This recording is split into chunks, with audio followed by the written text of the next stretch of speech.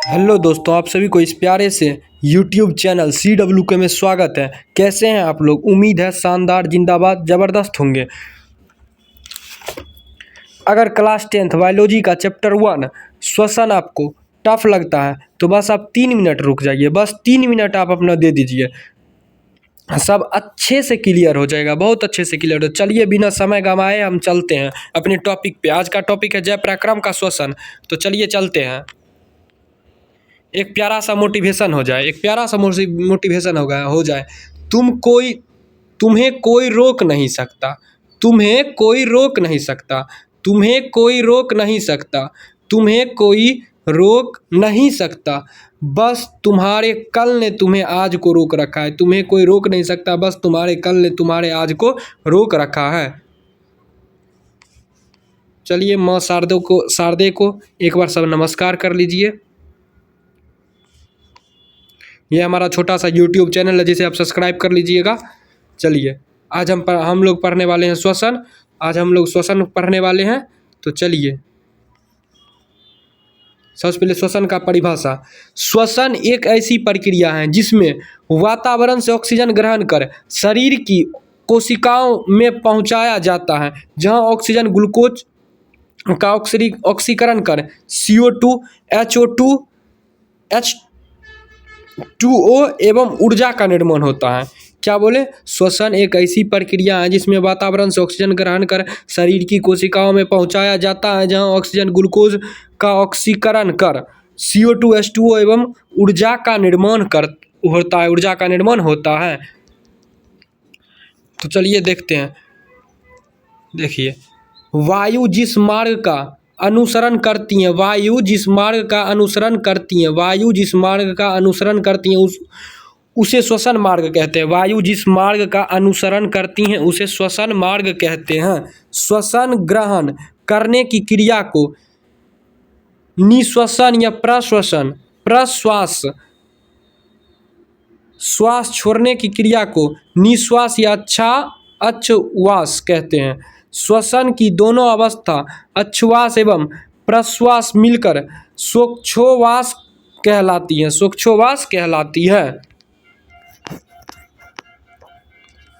श्वसन की क्रिया से हमें ऊर्जा और ऊष्मा मिलता है। श्वसन की क्रिया से हमें ऊर्जा एवं ऊष्मा मिलता है। श्वसन की ऑक्सीकरण और ऊष्माक्षेपीय अभिक्रिया। श्वसन जो है ना वो ऑक्सीकरण और ऊष्माक्षेपीय अभिक्रिया। श्वसन में हम ऑक्सीजन लेते हैं, यह एक ऊष्माक्षेपीय अभिक्रिया जिसमें हमें ऊष्मा का निर्माण होता है। श्वसन एक क्या है? ऑक्सीकरण और ऊष्माक्षेपीय अभिक्रिया है। श्वसन एक प्रकार की अपचायी क्रिया है। श्वसन एक प्रकार की अपचायी क्रिया है। श्वसन एक प्रकार की अपचायी क्रिया है। एक वयस्क मनुष्य 1 मिनट में लगभग 16 से 18 बार श्वास लेता है।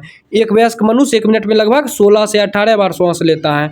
कितना बार? 16 से 18 बार श्वास लेता है। सोया हुआ इंसान 1 मिनट में लगभग 12 बार श्वास करता है।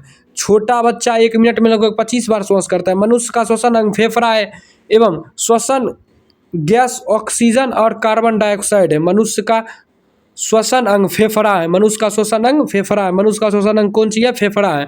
एवं श्वसन गैस क्या है? ऑक्सीजन और कार्बन डाइऑक्साइड। मतलब हम ऑक्सीजन लेते हैं और कार्बन डाइऑक्साइड को छोड़ते हैं। श्वसन से प्राप्त ऊर्जा को जैव ऊर्जा ATP कहा जाता है। श्वसन से प्राप्त ऊर्जा को जैव ऊर्जा ATP कहा जाता है। श्वसन से प्राप्त ऊर्जा को जैव ऊर्जा ATP कहा जाता है। श्वसन से प्राप्त ऊर्जा को जैव ऊर्जा ATP कहा जाता है।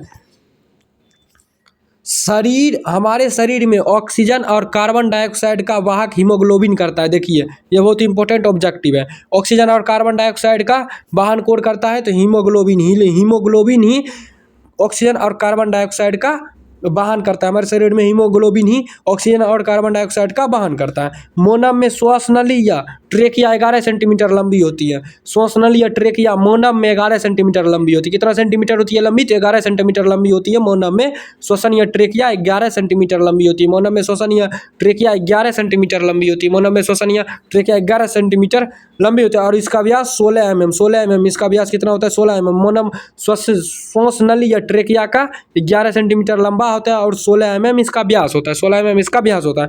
मोनव के सीने में 12 जोड़ी पसलियां होती हैं। यह बहुत इंपॉर्टेंट है ऑब्जेक्टिव। मोनव के सीनों में 12 जोड़ी पसलियां होती है। मोनव के सीनों में 12 जोड़ी पसलियां होती है। मोनव के सीनों में 12 जोड़ी पसलियां होती है।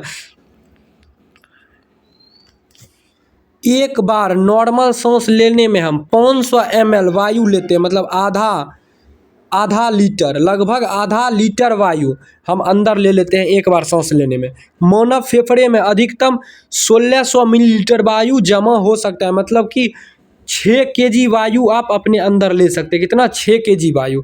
जब हम वातावरण से वायु फेफड़े में खींचते हैं तो उसमें नाइट्रोजन 78% रहता है, ऑक्सीजन 21% एवं CO2 कितना? 0.03। आप सोचते थे कि हम ऑक्सीजन लेते हैं, नहीं, सिर्फ ऑक्सीजन नहीं लेते हैं, N2O सबसे ज़्यादा N2 लेते हैं। नाइट्रोजन 78%, ऑक्सीजन 21% और CO2 0.03% भी लेते हैं आप।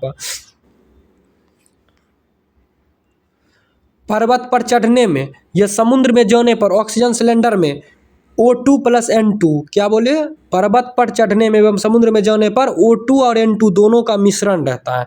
300 मीटर से अधिक गहरे समुद्र में जाने पर ऑक्सीजन सिलेंडर में O2 + H2 लिया जाता है। क्या? O2 + helium, O2 + helium, oxygen और हीलियम। और अगर पर्वत पर चढ़ने में या थोड़ा मेरा समुद्र में जाना है तो ऑक्सीजन और नाइट्रोजन लिया जाता है। श्वसन की क्रिया में फेफड़ा को श्वसन करने में सबसे अधिक मदद डायफ्राम करता है। क्या बोले? डायफ्राम जो होते हैं ना, श्वसन में सबसे अधिक मदद करता है। कौन? तो डायफ्राम। फेफड़ा को श्वसन करने में सबसे अधिक मदद कौन करता है? तो डायफ्राम करता है। फिर हीमोग्लोबिन ऑक्सीजन से संयोग कर ऑक्सी हीमोग्लोबिन तथा कार्बन डाइऑक्साइड से संयोजन कर कार्बोक्सी हीमोग्लोबिन बनाता है। क्या बोले? हीमोग्लोबिन जो होता है वो हीमोग्लोबिन ऑक्सीजन से अभिक्रिया कर ऑक्सी हीमोग्लोबिन बनाता है। ऑक्सीजन से अभिक्रिया कर हीमोग्लोबिन क्या बनाता है? ऑक्सी हीमोग्लोबिन बनाता है। और कार्बन डाइऑक्साइड से अभिक्रिया कर कार्बोक्सी हीमोग्लोबिन बनाता है। Carboxy haemoglobin. क्या बोले? हीमोग्लोबिन ऑक्सीजन से अभिक्रिया कर ऑक्सी हीमोग्लोबिन बनाता है और कार्बन डाइऑक्साइड से अभिक्रिया कर कार्बोक्सिलिक हीमोग्लोबिन बनाता है। एटीपी समस्त जैव कोशिकाओं में रासायनिक ऊर्जा का सार्वजनिक भाग करता है। एटीपी समस्त जैव कोशिकाओं में रासायनिक ऊर्जा का सार्वजनिक भाग कौन करता है? कोशिका रासायनिक ऊर्जा का सार्वजनिक भाग कौन करता है? तो एटीपी।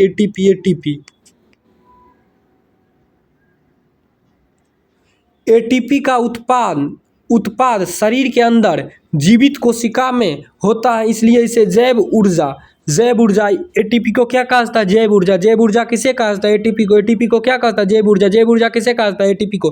ग्लूकोज को कोशिका ईंधन कहते हैं। कोशिका ईंधन किसे कहते हैं? ग्लूकोज को क्या कहते हैं? कोशिका ईंधन किसे कहते हैं? ग्लूकोज को क्या कहते हैं? कोशिका ईंधन कहते हैं। एटीपी का full form adenosine triphosphate. ATP का फुल फॉर्म एडिनोसिन ट्राइफॉस्फेट। ऑक्सी या वायवीय श्वसन में 38 एटीपी ऊर्जा एवं अवायवीय श्वसन में 2 अणु ऊर्जा का निर्माण होता है। वायवीय श्वसन या ऑक्सी या वायवीय श्वसन में 38 एटीपी। ऑक्सी या वायवीय श्वसन में कितना एटीपी ऊर्जा होता है? तो 38 एटीपी। और अवायवीय श्वसन में 2 अणु ऊर्जा का निर्माण होता है।